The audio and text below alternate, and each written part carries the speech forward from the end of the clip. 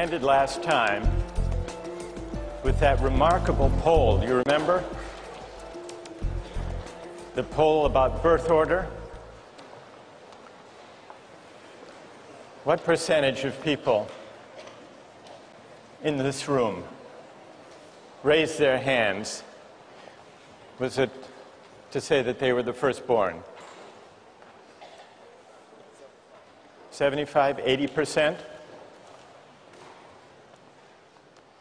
And what was the significance of that if you're thinking about these theories of distributive justice?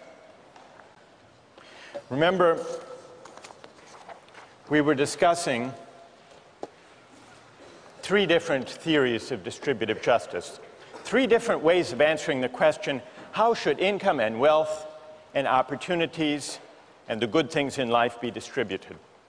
And so far we've looked at the libertarian answer that says the just system of distribution is a system of free exchange, a free market economy, against a background of formal equality, which simply means that jobs and careers are open to anyone. Rawls says this represents an improvement over aristocratic and caste systems because everyone can compete for every job, careers open to talents. And beyond that, the just distribution is the one that results from free exchange, voluntary transactions. No more, no less. Then Rawls argues, if all you have is formal equality, jobs open to everyone, the result is not going to be fair. It will be biased in favor of those who happen to be born to affluent families, who happen to have the benefit of good educational opportunities. And that accident of birth is not a just basis for distributing life chances. And so many people who notice this unfairness, Rawls argues, are led to embrace a system of fair equality of opportunity. That leads to the meritocratic system. Fair equality of opportunity. But Rawls says, even if you bring everyone to the same starting point in the race, what's going to happen? Who's going to win? The fastest runners.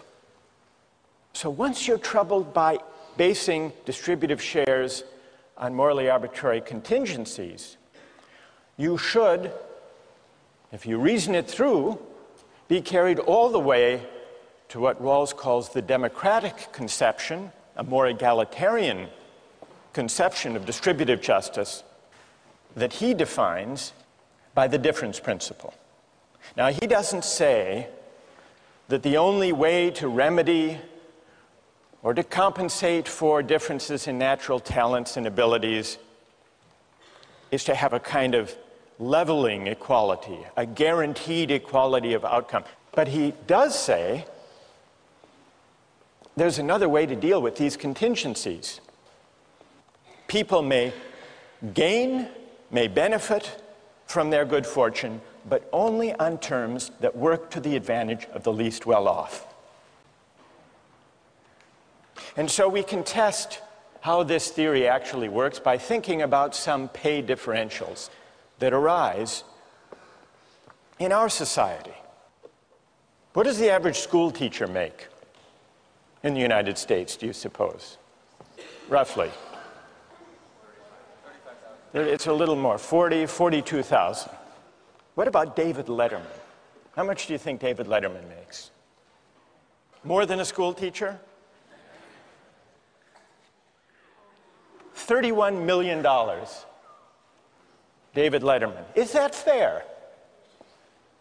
That David Letterman makes that much more than a school teacher? Well, Rawls's answer would be, it depends whether the basic structure of society is designed in such a way that Letterman's $31 million is subject to taxation so that some of those earnings are taken to work for the advantage of the least well-off.